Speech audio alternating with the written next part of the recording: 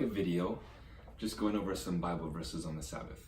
And I'm going to try to make this quick. I don't want to edit the video. I was just going to go to bed. But I felt compelled to do this. One is for practice. Two, just because of things that I overheard today. So we have a lot of people that understand or know that the Sabbath is biblically supported, and then you have other people that don't. Like one of my favorite authors says, we have more to unlearn than to learn. And so many of us have been raised with, we've been indoctrinated, essentially. And so many of these, what we think are truths, if we really were to analyze it critically, we find a lot of holes. And so, the Sabbath. So we're going to talk about the Sabbath, and I'm going to start in Genesis, and we're just going to go through the entire Bible. And I recommend everyone, I have fine pens of different colors, right? If you look at my Bible, I don't underline the whole verse. I just circle the number of the verse. Red is prophecy, blue is the character of God, green will be spirituality or spiritualism, really, and death. So more of a negative context there. So just get in the habit of marking things out, and let's jump into the Bible. So if we go to Genesis chapter 2, this will be a very beneficial study. So let's just think about this, write the verses down, and of course, follow them with me in the Bible. Something that I do is actually in the back of my Bible, I write Sabbath and I write a list of verses, and I go over them, familiarize myself with them, and now I know them like the back of my hand. I know where they all are, and I understand the context. So reading Genesis chapter 2, here really 1 through 3 speaks of the Sabbath. But if we emphasize on verse 3, it says, God blessed the seventh day, sanctified it, because that in it he had rested from all his work which God created and made. Okay. So obviously here we have the 6 days of creation. The seventh day God rested. He blessed it, right? Blessing something means to set apart. If you're to look at, a synonym, he sanctified it. Okay, marriage and the Sabbath were the two things that were sanctified in a perfect world. They were both. They're called twin institutions, and they were both instituted to benefit man. Right, marriage, obviously, between a man and a woman. Children growing up in a structured home is obviously most healthy. Children have less emotional and other types of disorders that might come along as we grow older. We all come from broken homes now, but we live in a world of sin.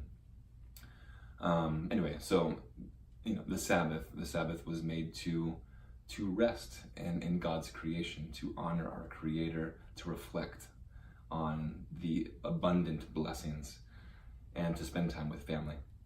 And so we have these two sanctified institutions that are both being attacked. But we'll continue reading and we'll see what the Bible says. So the Sabbath, again, was instituted in a perfect world. And so it doesn't really make too much sense that we do not observe the Sabbath today. I think it's a misunderstanding of what the Sabbath is, right? Because if you read, we'll just jump around some text. If you go to Isaiah chapter 66, I think it's verse 22 or 23. It says that we will worship when the new earth is created. The context is the new earth. And so in verse 23, again, 66, 23, it shall come to pass that from one new moon to another, and from one Sabbath to another, shall all flesh come to worship before me, saith the Lord. There are more verses. Again, we're going to go through a lot. But here we have Sabbath that is instituted in a perfect world before the fall of man. And here in Isaiah, speaking of the new earth, if you read the context, we have the Sabbath that's observed by man. And so why in the middle, why would God remove the Sabbath? So again, just follow with me. We're going to learn more about it. As it showed, as you saw there, it says we'll worship from one new moon to another and one Sabbath to another. What are these? These are measurements of time.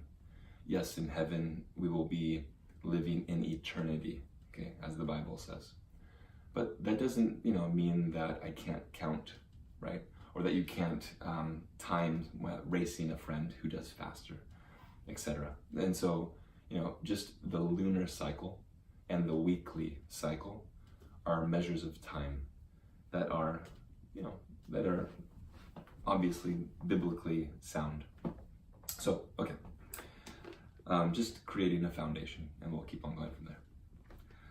I just want to make a point. If we read Genesis 26:5, it says that Abraham obeyed my voice, followed my commandments, my statutes, etc., my laws.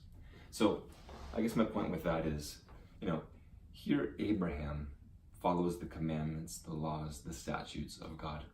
But if we read Genesis, before that, there's nowhere where God gives statutes, laws, etc., okay, ordinances. We have Cain that kills Abel. Now, Cain knew that killing his brother was wrong.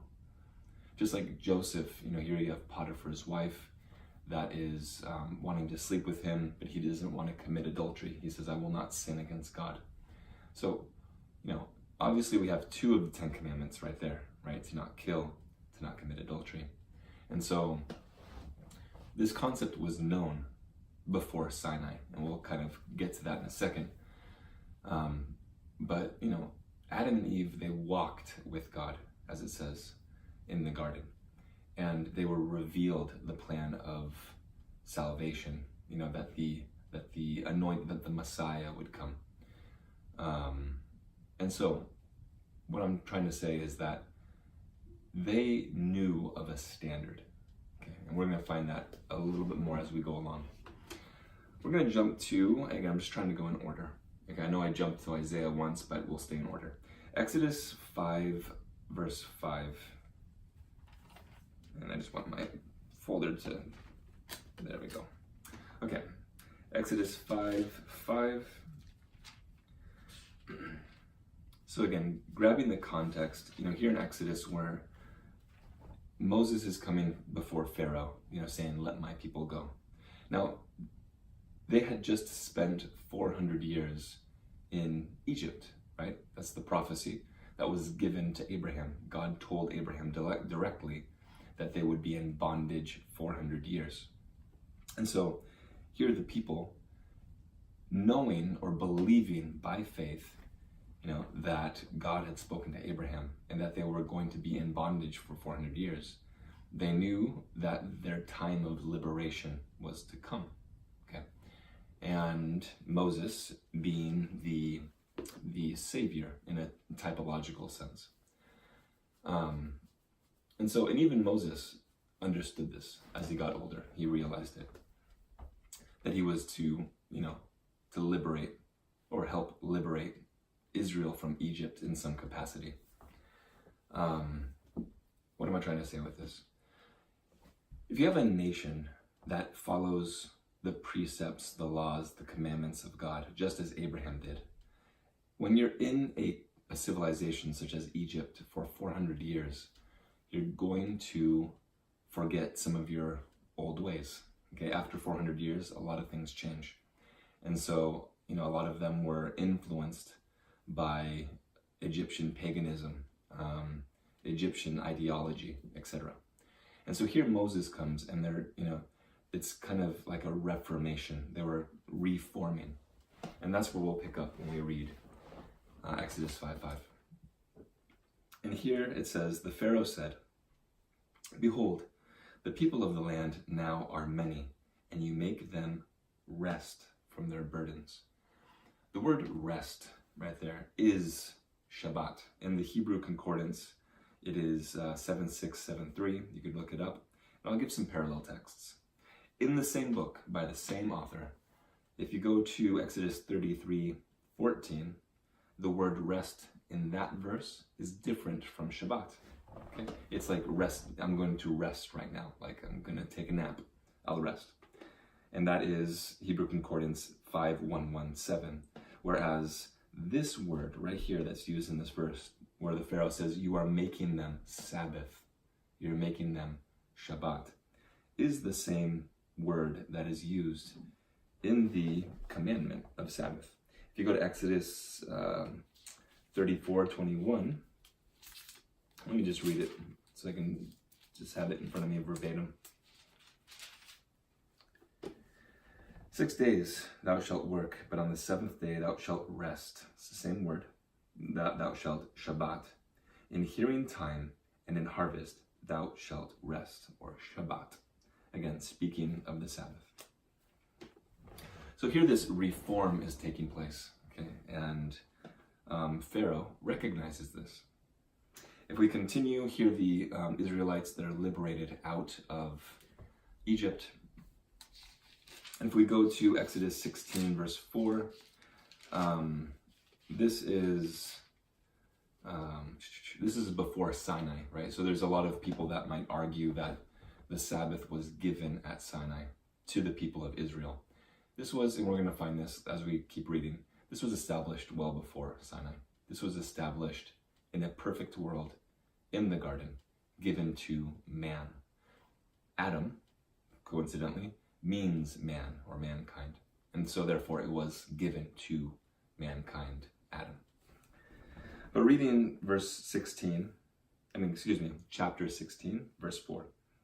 The context here is, then said the Lord unto Moses, behold, I will rain bread from heaven for you, and the people shall go out and gather a certain rate every day, that I may prove them whether they walk in my law or no.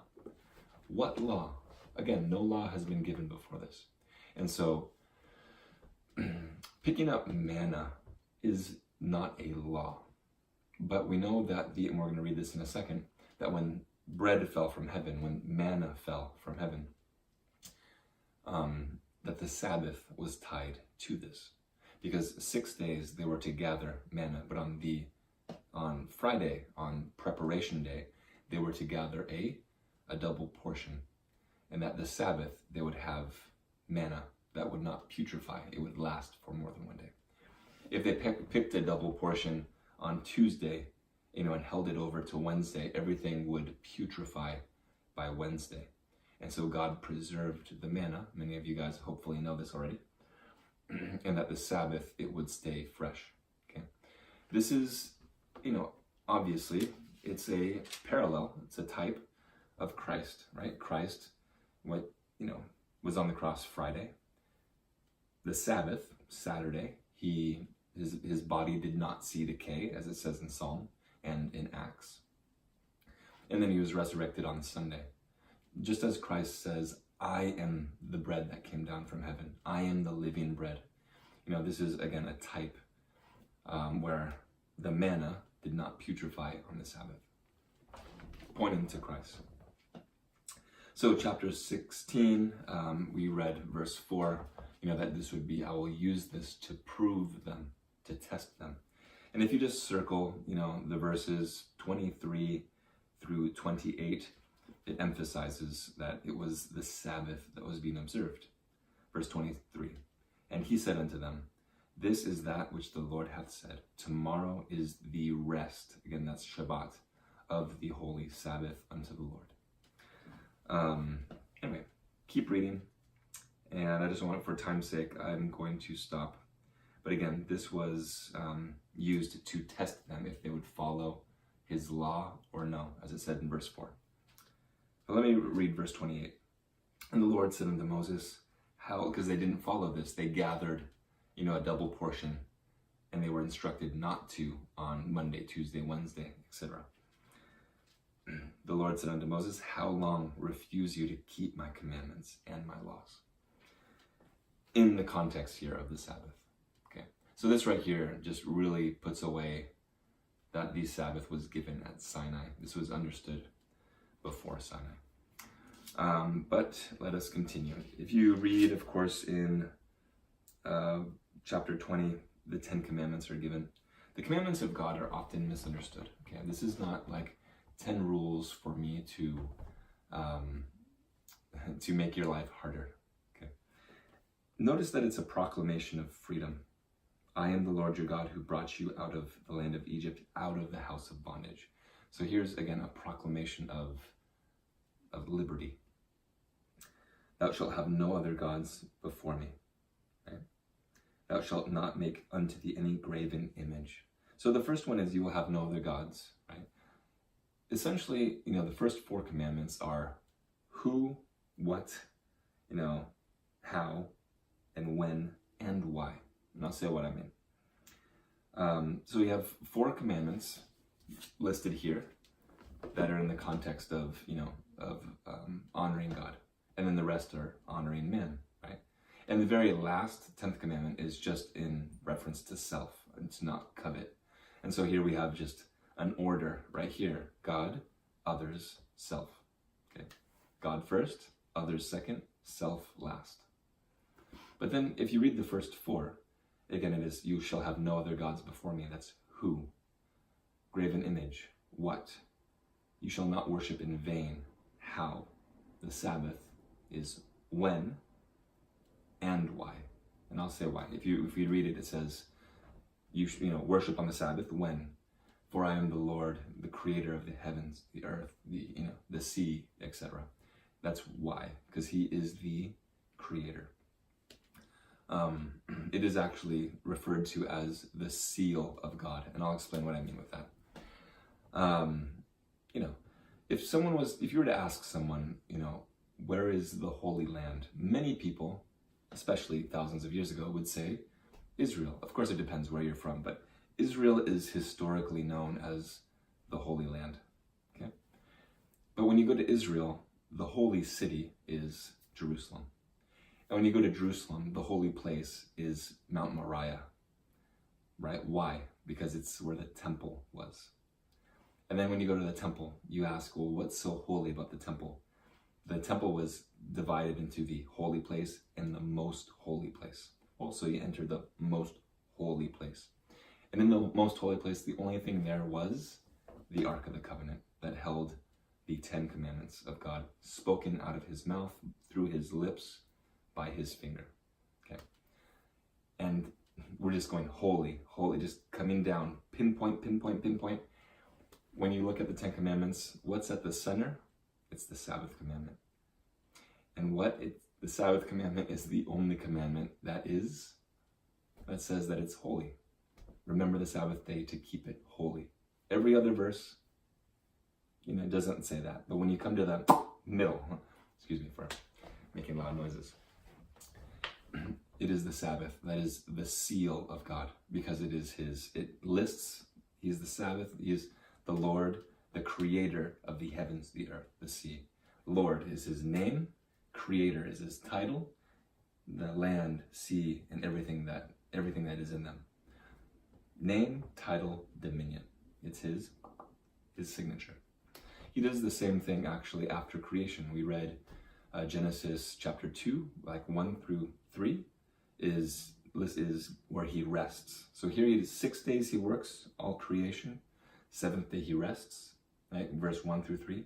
Verse 4 is the first place in the Bible where God puts his name, Lord, who made, creator of the heavens and the earth. Title, dominion. Okay? So here he gives his signature right after creation, and here he gives his signature, or his seal, right in the middle of the 10 commandments. But anyway, we'll keep going. So my point was, okay, we just wanted to cover a little bit of the commandments of God, the 10 commandments. If we go to Exodus 31:13, this will make a little bit more sense later of why I'm reading it. But you'll notice that it says in 13, "Speak thou also unto the children of Israel, saying, Verily my Sabbaths shall you keep. For it is a sign between me and you throughout your generations, that you may know that I am the Lord that sanctify you. So this is said multiple times, and we can keep reading because this is very important. But notice that he says it's my Sabbaths. Verily, my Sabbaths you shall keep. We're going to find that there is a difference between the Lord's Sabbath, which he always refers to as my Sabbath or the Sabbath. And then there are feast Sabbaths, which are referred to as your Sabbath, our Sabbaths, or a Sabbath. The words are very distinct, very clear. That one is the seventh-day Sabbath of the Lord, which God says is my Sabbath, the Lord's day, which we'll get to, which is Friday sundown to Saturday sundown. But then the feast Sabbaths could fall on any day of the week, because remember that Sabbath, I didn't say this, it just means really rest. And so there were feast Sabbaths that were designated. Just like, my birthday is September 1st.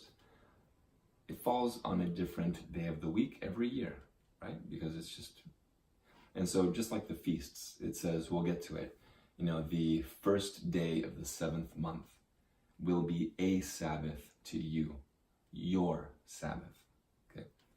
We'll get there. But there's a difference, is what I'm saying, between the Sabbath of the Lord that are in the commandment, in the transcript of God, and the feast Sabbaths. Okay, there's more here that I'd like to emphasize. Okay, let's read it. So again, we're in Exodus 31:16. Circle this or underline this. It says, wherefore the children of Israel shall keep the Sabbath to observe the Sabbath throughout their generations for a perpetual covenant. That word perpetual is unique. It also means continual or daily. That word is used in Daniel chapter 8, verses 12 and 13, speaking of the Antichrist power and that they change, essentially. We'll get to that. But they manipulate or take away the daily, take away the perpetual covenant. But again, getting ahead of myself. Deuteronomy, again, we're just kind of going in order. Am I going in order? Let me see. Yeah, we're going to come back to Leviticus later. One thing that I want to mention is if you go to Numbers chapter 23, this one I like. Numbers 23. Here's Balaam the prophet, and he says something here that's interesting. Let's read 23, starting in chapter 23, starting in 19, verse 19. God is not a man that he should lie, neither the Son of Man that he should repent. Hath he said, and shall he not do it? Or hath he spoken, and shall he not make it good? Right? What the Lord speaks, he will follow through with. Okay? Behold, I have received commandment to bless, and he hath blessed, and I cannot reverse it. So here Balaam himself is saying, that which the Lord has blessed, okay, no man can disannul. We'll get to this a little bit later, but we know that God blessed or set apart the Sabbath day. Next book, again, I'm just going kind of in order just to keep, there's so many verses, but we're just sticking with some. Go to Deuteronomy, I think it's 31. I might be wrong.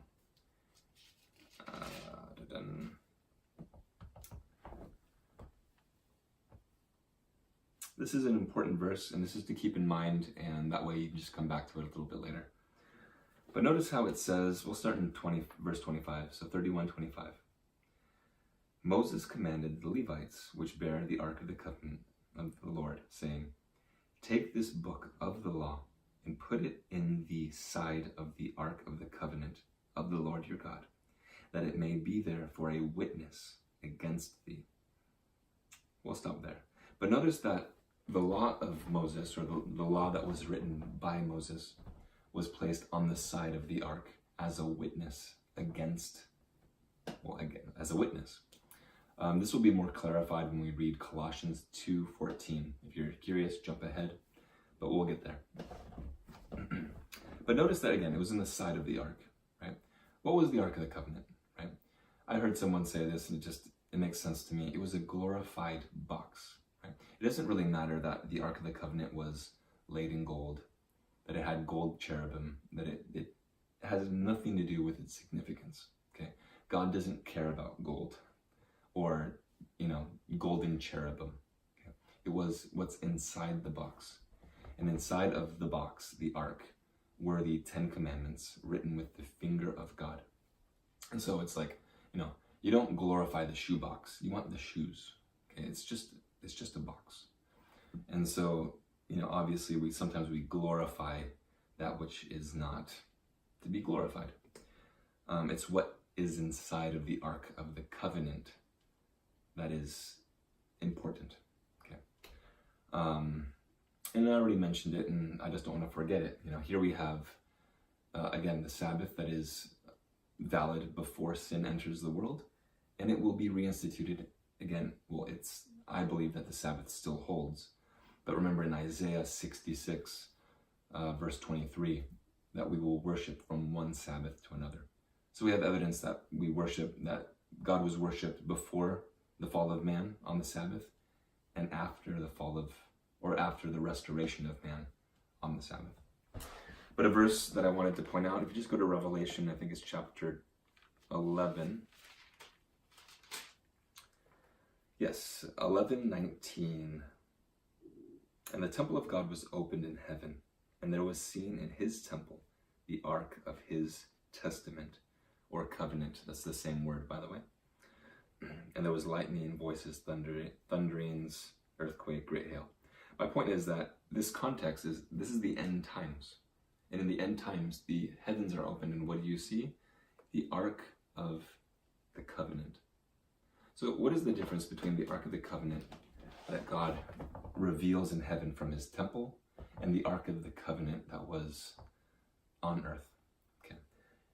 We'll talk about that a little bit more later as well. It is significant, and this can go really deep, so we're just building a layer, and then we can talk about how, this all points to Christ, and that's really what we want to emphasize and will be emphasized. And so, again, a key text that we're going to come back to later.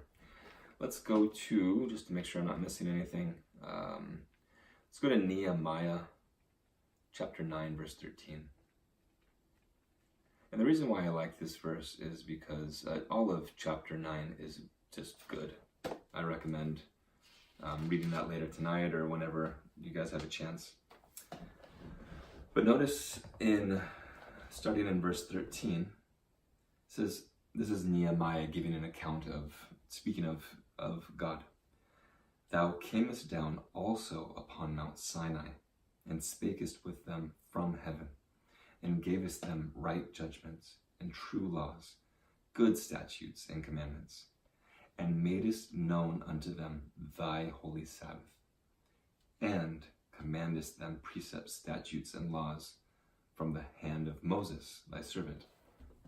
Notice that he differentiates the Sabbath that was given, thy holy Sabbath, the Lord's Sabbath, okay, and the commandments, the precepts, statutes, laws by the hand of Moses, okay? Two different things. And it says you made known unto them. When you make something known, it means that it was already there. So the Sabbath was already there. Verse 13, I don't know if I want to, or chapter 13, I don't know if I want to read that. We're going to skip that. Let's go to Psalm 89, 34. Psalm 89, 34. This is a good one. My covenant will I not break. Remember, we're speaking about the covenant that God wrote with his finger, spoke from his lips. My covenant will I not break, nor alter that thing that is gone out of my lips. God, the Lord, the same yesterday, today, and forever. So it's just, God does not change. Okay, he is eternal, and that which was perfect in eternity before the fall of man will be, it remains. And we're going to find really hopefully, it's going to take a little while, but to see really the richness and really what the Sabbath means. Soon we'll be going to the New Testament, and I want to obviously point out some stuff there. Let's go to Isaiah 56. Isaiah 56, really emphasizing on verses 1 through 8.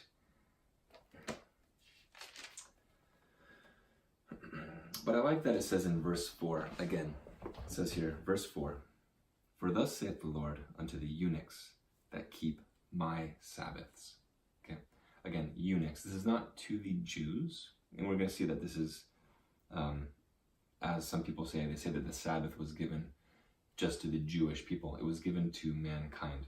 This is said in Mark chapter 2, verse 27, 12, verse 27, where the Son of Man, where you say that the Sabbath was made for man, not man for the Sabbath.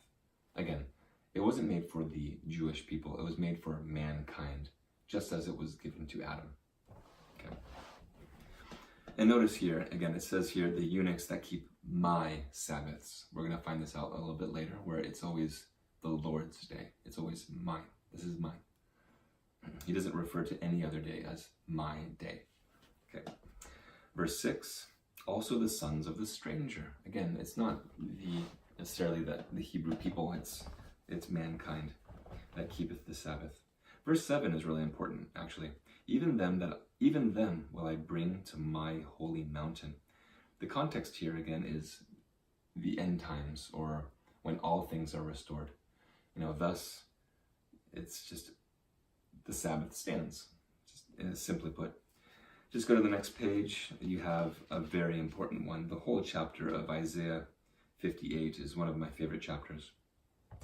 But in verse 13, you'll see it says, "If thou turn away thy foot from the Sabbath, from doing thy pleasure on my holy day," this is the Lord's day, "and call the Sabbath a delight, the holy of the Lord honorable, and shalt honor him, not doing thine own ways, nor finding thine own pleasure, nor seeking thine own words." The Pharisees and the Sadducees made the Sabbath a burden. And it's even that's the same mindset that we have today, right? That's why a lot of people fight against it. Well, it's really because they're battling worldliness and they don't want to give up worldly things and surrender to the Lord. But again, call the Sabbath a delight. It is a delight. Believe me, Adam and Eve just couldn't wait for the Sabbath to come.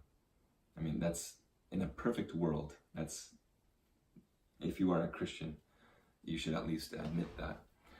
I have Jeremiah chapter 17 is good, but we're going to skip that. Ezekiel chapter 20, verses 12 and 20. Again, there's just emphasizing my Sabbath, okay? Again, the Lord's day. And that it will be a sign that it is the Lord that sanctifies them. Okay. Where else does it say that in the Bible? Jesus, when he's speaking to his Father, John chapter 17, "Sanctify them through thy truth, thy word is truth." Well, the Old Testament is still the word of God. Okay. And so the Sabbath is a sign that it is the Lord that sanctifieth them. And that will be a little bit more clear as we continue to go. But I really want to point out something in a moment. Let's just go one verse more, and then we'll get to the New Testament. Daniel chapter 7 is known throughout the last 1,000 years as being one of the most important chapters describing the Antichrist power. Not a denominational thing. This is very well understood, has been understood for a long time. But you'll notice in verse 25, again, chapter 7, verse 25, the Antichrist power, it says, shall think to change times and laws. Now, well, the word, this, by the way, this is the original here is written in Aramaic. Daniel chapter 2 through 7 is Aramaic, chapter 1 is Hebrew, 8 and beyond is Hebrew. But the word here, change times, that's seasons or appointed times. This is more referring to the feasts if you're looking at it in context. it's open to argument, okay? Everything's open to argument. But then it says, and change laws, okay? What laws of God have been changed? That's something to think about. And it's interesting that here it's speaking of times, okay, appointed times. Well, the only law that involves time is the Sabbath. And so is it saying here that the Antichrist system is to change the Sabbath? One could say. But let's jump to Matthew. And I'm just kind of thumbing through other books just to see if something sparks in my mind that I should go there. So here in Matthew 5, we have the Sermon on the Mount, or the Beatitudes, often called the Beatitudes. Chapter 5, verse 17.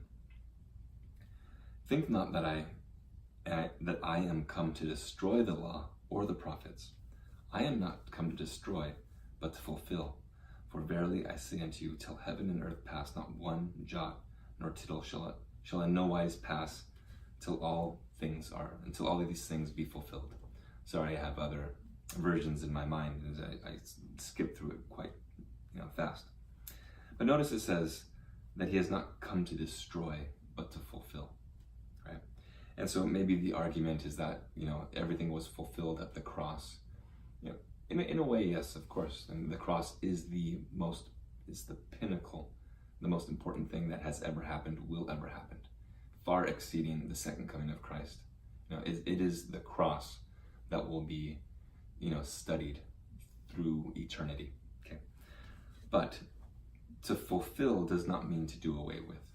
Okay, just like when Christ came to John the Baptist, he said this must be done to fulfill all righteousness. It's not that Christ did away with righteousness; he fulfilled righteousness. Christ, our righteousness. That makes me think of a verse. Let's go to Isaiah 42:21. And it says, 42:21. The Lord is well pleased for his righteousness' sake. He will magnify the law and make it honorable. So why am I going to that verse? He, Christ, will magnify the law. So when, here in the Sermon on the Mount, Jesus says, you have heard of old that it was said, do not murder. But I tell you, anyone that hates his brother commits murder, right?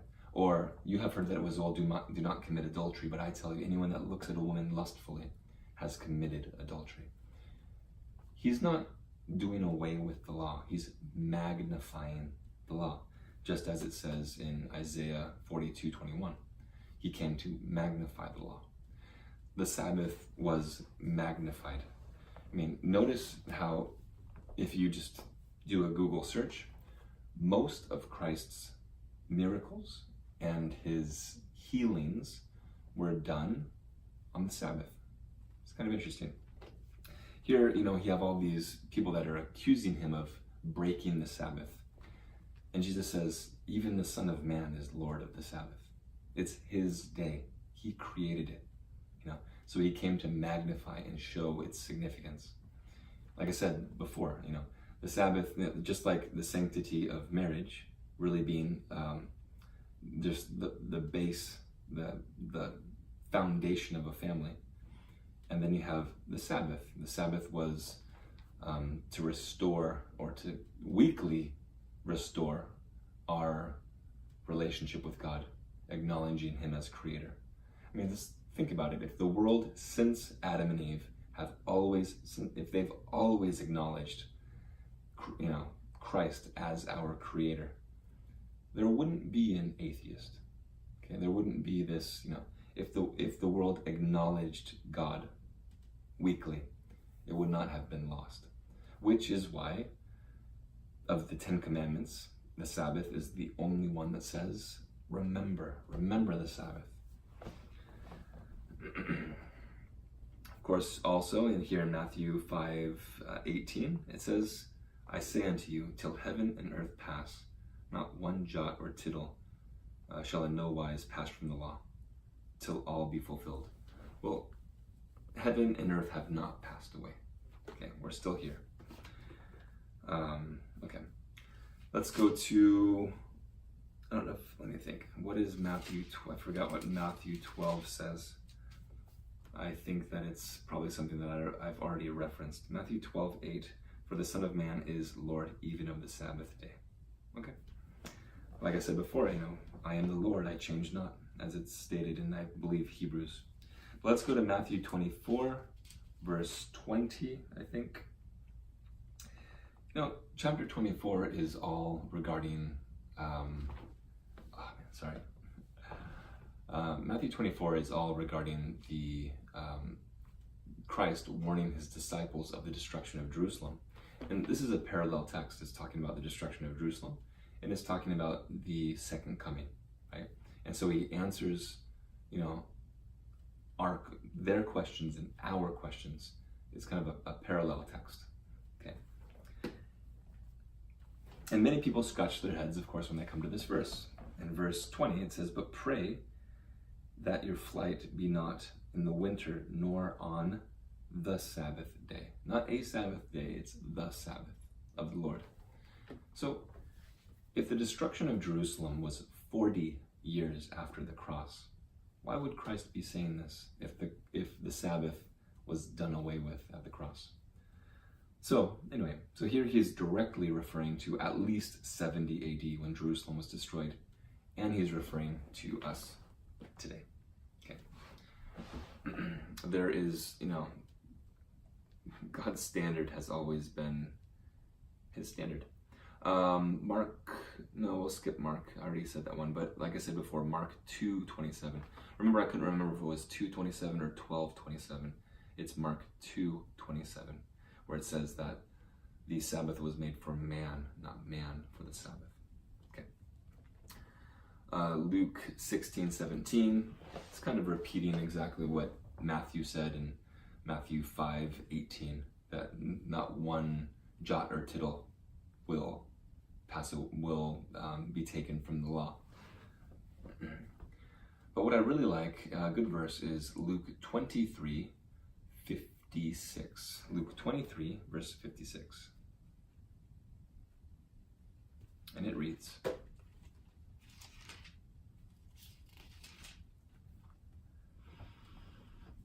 you know what, let me start in verse 54. Luke 23:54. And that day was the preparation, which is Friday. And that day was the preparation, Friday, and the Sabbath drew on. And the women also, which came with him from Galilee, followed after, and beheld the sepulchre, and how his body was laid. And they returned and prepared spices and ointments, and rested the Sabbath day according to the commandment. If it was done away with, if the law of God was done away with at the cross, why would the inspired text say that they rested according to the commandment? Okay. We're going to read something right now that should pretty much nail this. Go to Galatians, Galatians 3:15. These are really, if you really think about it, these two next texts that I'm going to read are like just seal the deal. Okay, this is if you really think about it, this is very, very clear. Okay, so if we read Galatians 3:15, it says, "Brethren, I speak after the manner of men, though it be but a man's covenant, yet if it be confirmed, no man disannulleth or addeth thereto." Therefore, if a covenant is made, okay, if a deal is made, like when someone writes a will for their death, okay, nobody can add to it or take away. It's done. But when we read, where is it? Hebrews chapter 9, I believe. Let me get to Hebrews and then I'll figure it out. Hebrews chapter 9, verse 16 says here, "For where a testament," which is the same word as covenant, Where a covenant is, there must also of necessity be the death of the testator. For a testament is of force after men are dead, otherwise it is of no strength at all while the testator liveth. Okay, what's that saying? We just used two texts, that's all. Galatians 3:15 and Hebrews 9:16 and 17. Galatians 3:16 or 15 is saying that no man can disannul or add to a covenant that has been written. Okay. And Hebrews 9:16 says that this covenant goes into effect when the person that wrote it dies. Christ died on the cross, and his covenant was sealed. It could not change. It's deeper than that, right? Because what is it that we inherit, right? The life of Christ. Christ in you, the hope of glory. He's given us his life. And that's why when you're born again of the Spirit, your tastes, not your literal tastes, but your likes, they change. You no longer like things that pulled you down into the world. Smoking, for example. I smoked a lot. It was really hard for me to quit smoking when I was not a Christian.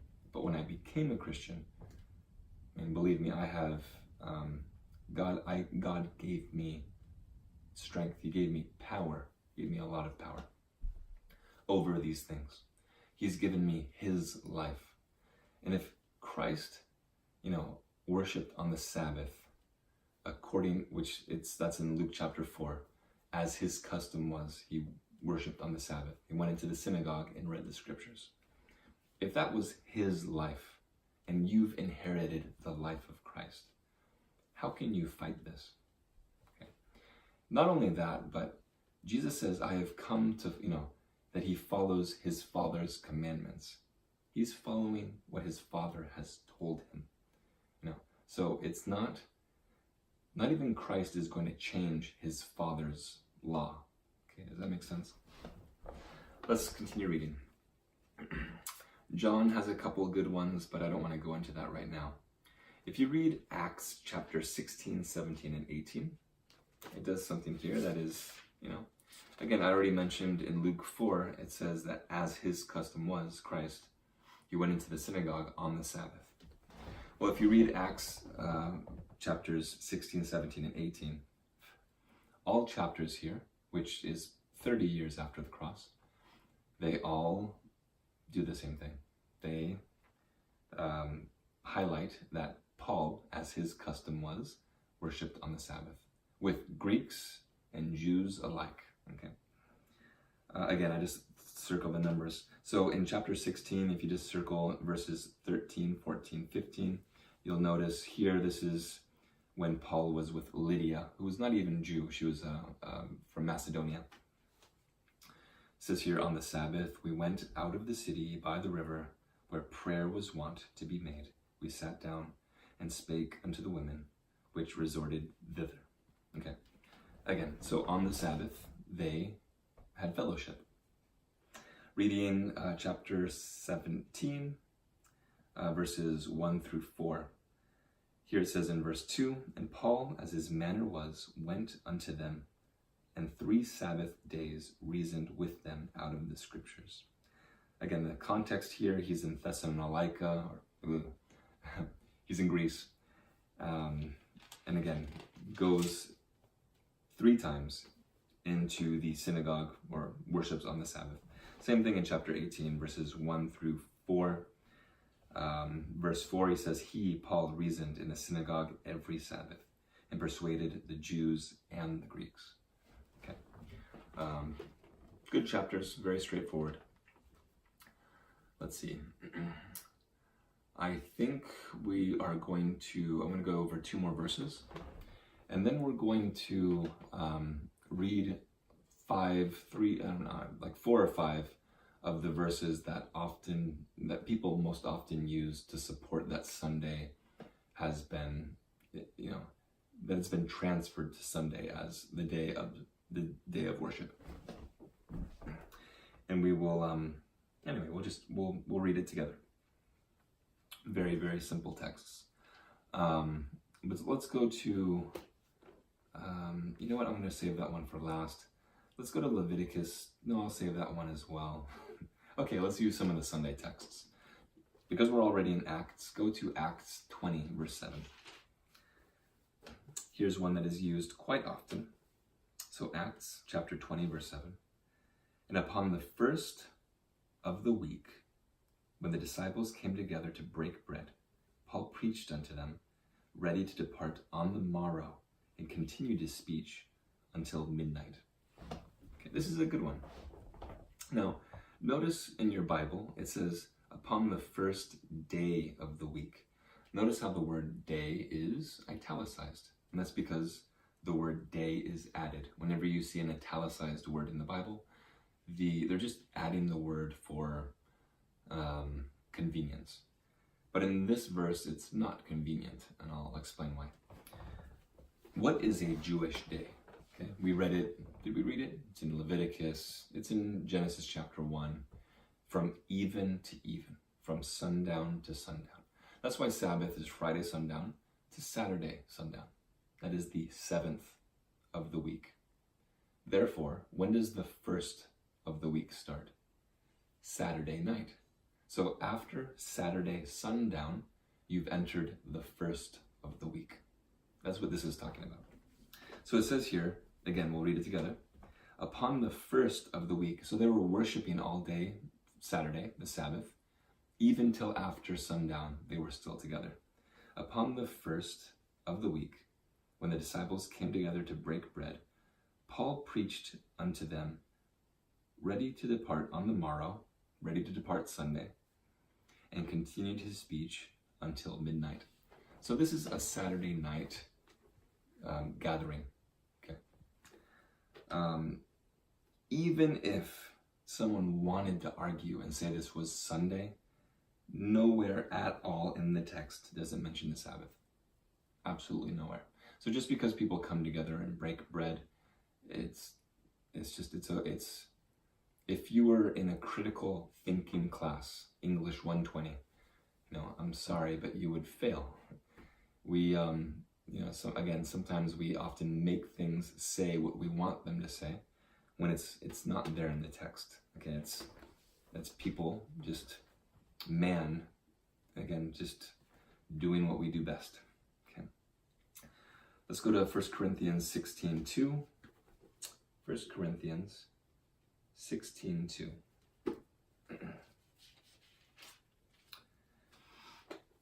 And again, here you'll see the same thing. It says, upon the first of the week. It says first day, but often when I'm reading, I just skip over the italicized words. Upon the first of the week, let every one of you lay by him in store, as God hath prospered him, that there be no gatherings when I come. And so here people say that on the first day of the week, they were to gather. It was like they were gathering tithe. Again, that's not what the text is saying. This is actually more, this argument here is in more support of the Sabbath, because you wouldn't be gathering food or money on the Sabbath. I know that people do that today in church. I'm not a big supporter of that personally. But Friday is preparation day. And so if you don't have everything together and done for Friday, the Sabbath you rest, and then Sunday, the first of the week, you would gather your money, your food. You do what you gotta do. But the Sabbath day is a day of rest. You should have had all of that already done. But if you read this in context too, if you continue, here it says that there be no gatherings when I come. And so many actually theologians, historians, not that I care too much about their opinion, but those that are Sunday keepers even, they acknowledge that this verse is because Paul was coming through this area. He came, he rested on the Sabbath, and on Sunday, he gathered, the food, the money, to go take it to, concerning the collection for the saints. They say there was a famine or something that was going on in another area, and he was going on to help those people. Again, in context, never is the word Sabbath mentioned here. And so it's a very weak argument to use this verse as the day of observance being switched over to Sunday. Okay. Next one, just so that you know where it is, go to Revelation 1:10, where John is saying that, he's saying, I was in the Spirit on the Lord's Day. We've kind of covered this. The Lord's Day is the Sabbath, as it said in everywhere. We've read it so many times where God says, my holy day, my Sabbath, my day, repeats it over and over again. In a little bit, we're going to read Leviticus, where it talks about the feast Sabbaths as your day, but the Sabbath, God says, is my day. So John was in the Spirit on the Sabbath. Romans 14:5. Romans 14:5. I think this is the last one I'm going to read.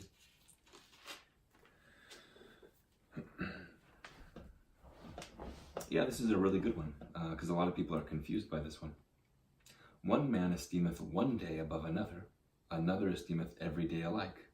Let every man be fully persuaded in his own mind. And so people say, look, that's like it says, one man esteemeth one day above another. So don't judge someone according to the day. Okay. Again, context. Okay. Never is the Sabbath mentioned. But what is mentioned? Let's read the verses before it and the verses after it. So what is it talking about? If we read verse 3, let not him that eateth despise him that eateth not.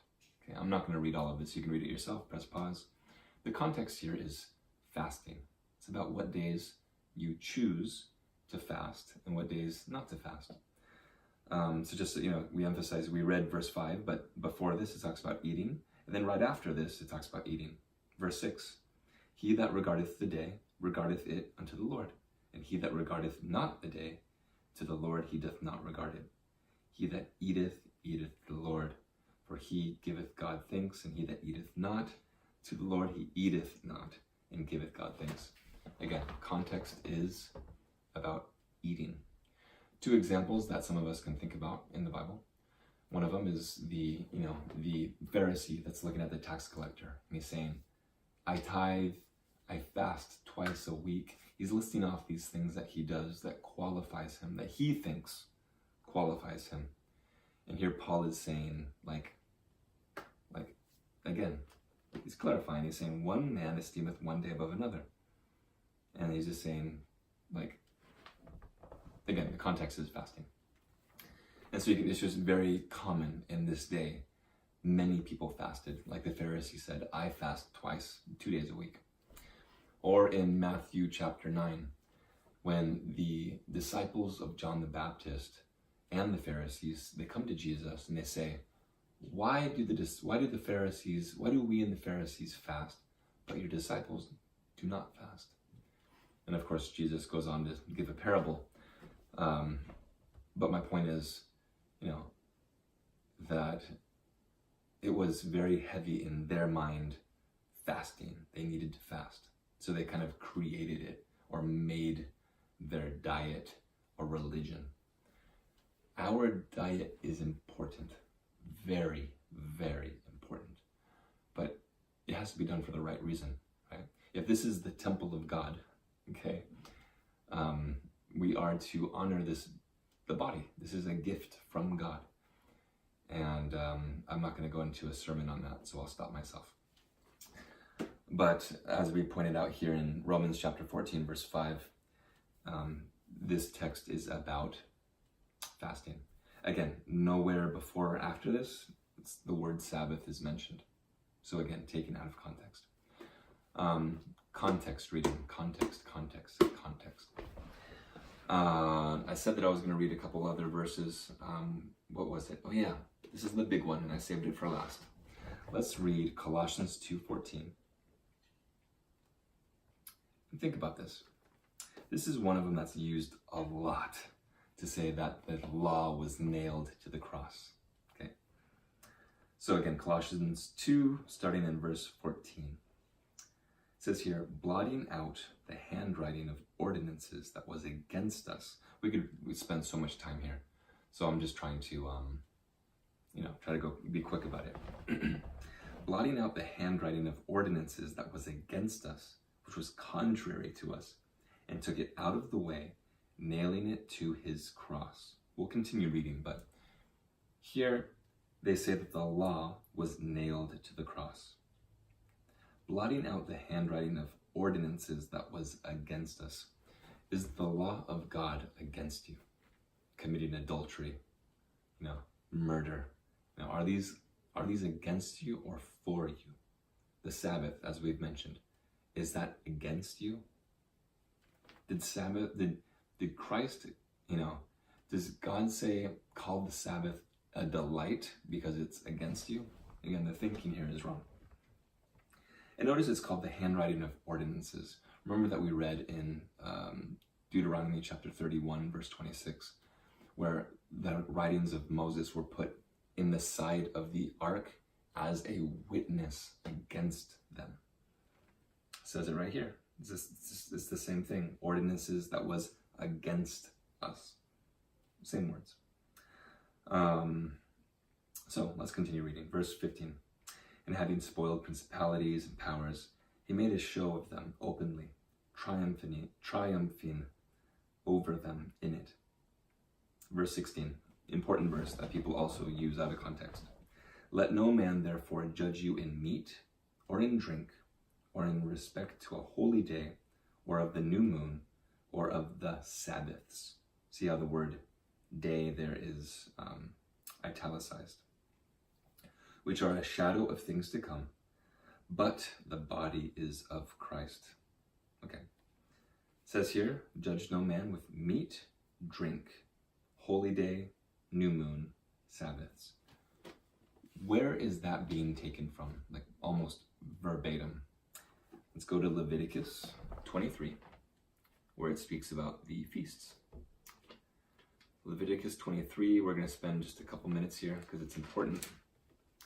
But God distinguishes, as I've mentioned before, his Sabbaths from the feast Sabbaths here in Leviticus 23.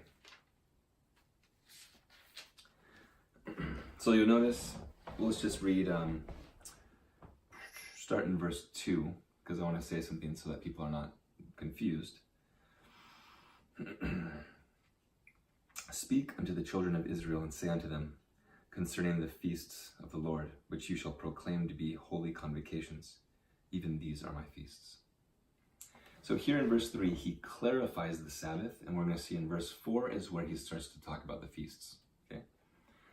Verse 3, 6 days shall work be done, but the seventh day is the Sabbath of rest, a holy convocation. You shall do no work therein. It shall be a Sabbath of the Lord in all your dwellings. We're going to see the words here change. Okay, you can see a distinction. So the Sabbath of the Lord. Okay, and then verse 4, Moses begins to describe the feasts. So notice that these are separated, and later they're going to be separated even more distinctly. So just hold up. Verse 4, these are the feasts of the Lord, even holy convocations which you shall proclaim in their seasons. So I just put a little line and, be creative with how you mark your Bible. But notice in verse 5, it describes the Passover. Verse 6, the Feast of Unleavened Bread. Verse 9, the Feast of First Fruits. If we skip to verse 11, it says, and he shall wave the sheaf before the Lord to be accepted for you on the morrow after the Sabbath. Okay, soon we're going to see a Sabbath, but right now we're talking about the Sabbath. Well, first fruits. When was first fruits? Okay, first fruits was Sunday, as it says here, on the morrow after the Sabbath. Well, if the Sabbath is Saturday, okay, on the morrow means morning, the next morning is going to be Sunday morning. Christ fulfilled this. He is the first fruits, right? Passover. He's the Passover lamb, Friday. He is the Feast of Unleavened Bread, which started Saturday, according to typology. And then first fruits was Sunday. But anyway, so here we have, as we mentioned in verse 11, on the morrow after the Sabbath, therefore Sunday morning. If you notice in verse 13, it talks about meat offering and drink offering. I have in my Bible underlined meat and drink. Because remember it said, judge no man in meat or drink. This is not talking about what you eat and drink. This is talking about offerings to the Lord. Okay? Judge no man in their offering. Okay? What you eat and drink is important. This is your temple, as I already mentioned. And so, I just think it's important. Just because it's in my mind, Proverbs 20 verse 1 talks against drinking alcohol. And I think that's just God making that little coincidence. He does that a lot. 21, right? You think of having to be 21 to drink. Well, Proverbs 21 is that alcohol is a mockery. And it is.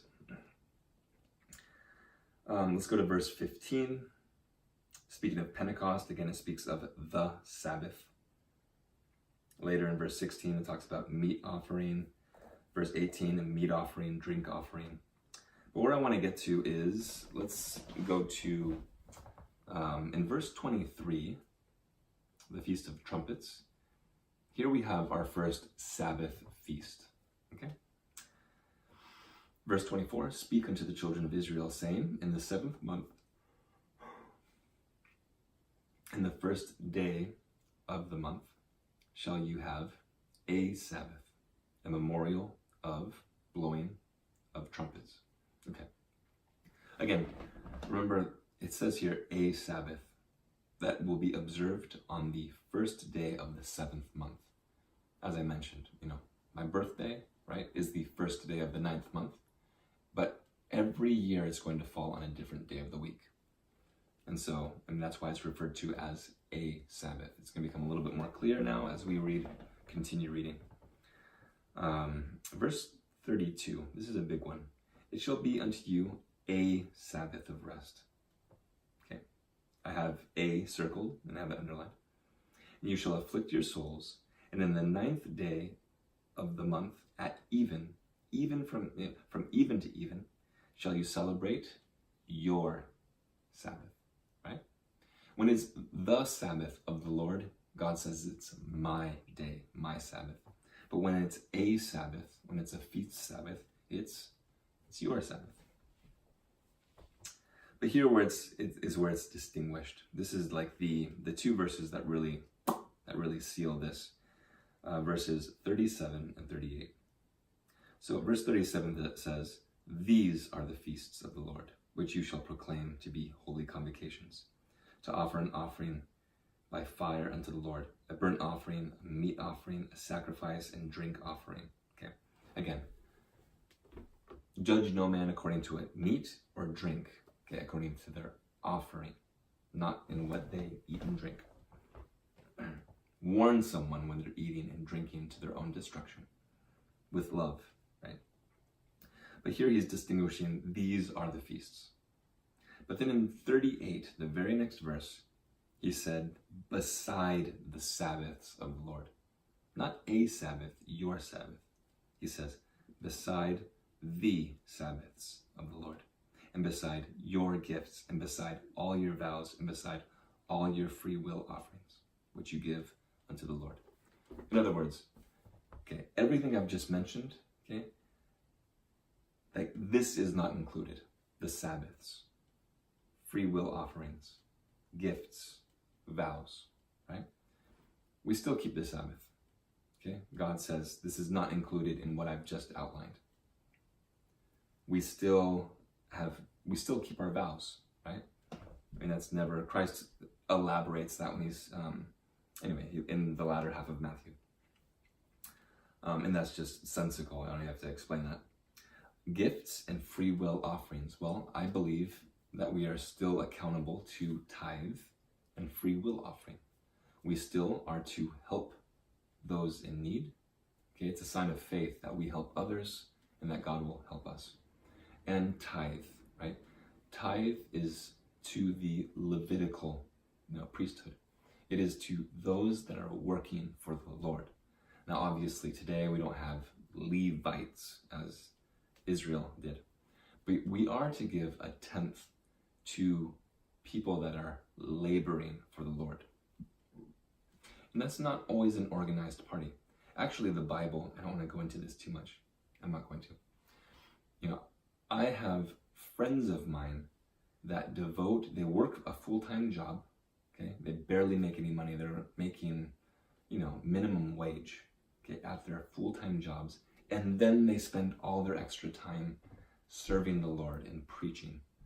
Okay, that's like going to make me teary-eyed just thinking about it. These people sacrifice themselves and they never complain. I would name names, but I don't want to give you guys a big head. No, I'm joking. Work your tail off and then give everything you have to the Lord. Those are Levites, okay? And so these people that I see that work so hard and that labor for the Lord, I'm going to help them with my tithe. And so I have a lot of friends that do that are Levites, to a biblical, that I'm convicted of. Self-supporting ministry is what it is. So, anyway, I think that's probably a good place to stop. I think you should read this on your own. I'm not going to explain it, but if you read Hebrews chapter 4, it talks about entering into God's rest. And so here we read chapter 3 and 4. And it talks about the Israelites going through the desert and that many of them perished because they did not believe. But what do you mean they didn't believe? They had a pillar of fire by night, a cloud by day. They had all these evidence.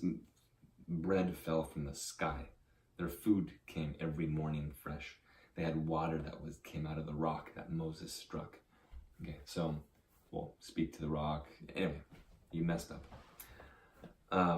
They had all these evidences. They walked through the Red Sea that split open for them, yet they did not believe.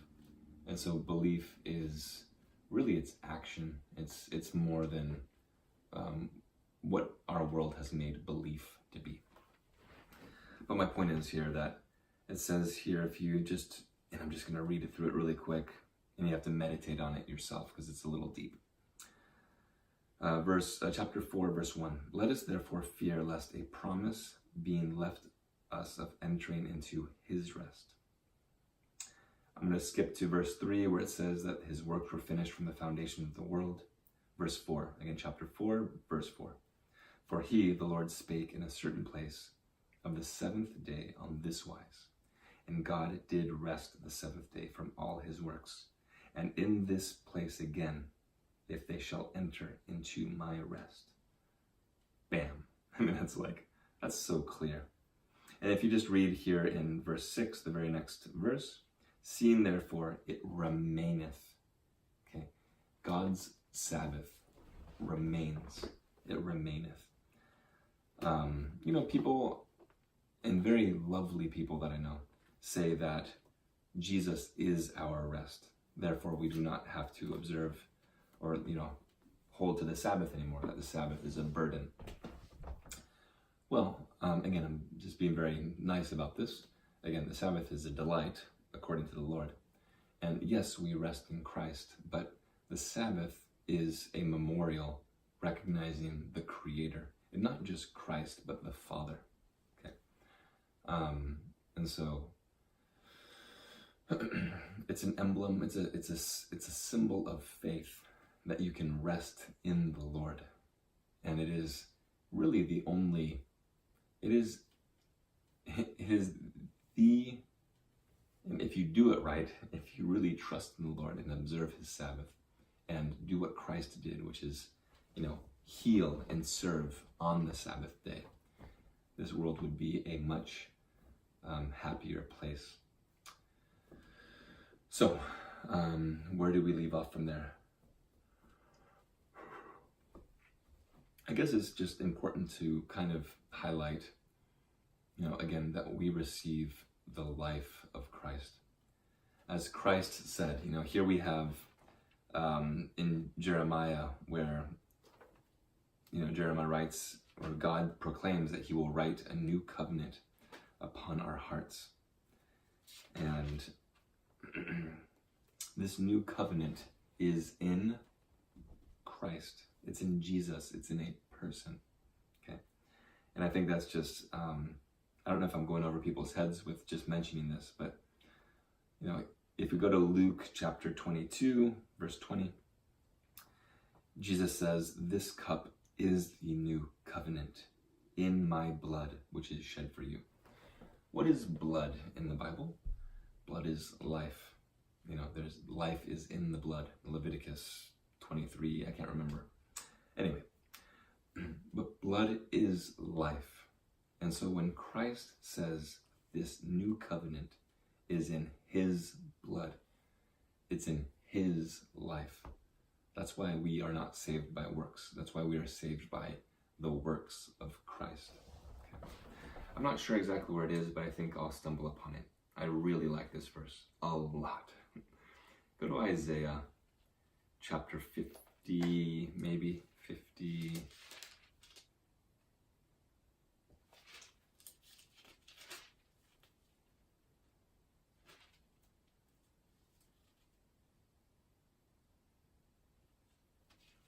Bear with me, I don't want to alter my video either. I just want to just load it and be done with it. Oh man, I just haven't seen it in so long. I'm so disappointed in myself. There it is. Isaiah 42. Okay. This is means more to me now. I really like 42 verse 6. It says, "I, the Lord, have called thee in righteousness, and will hold thine hand, and will keep thee, and give thee for a covenant of the people, for a light of the Gentiles." That's the Father speaking to his Son, to Jesus.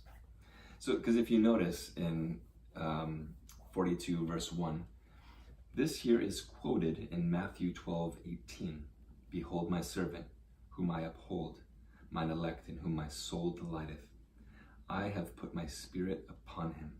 He shall bring forth judgment to the Gentiles." I could keep reading, but this is the Father speaking to his Son. Just look at the context.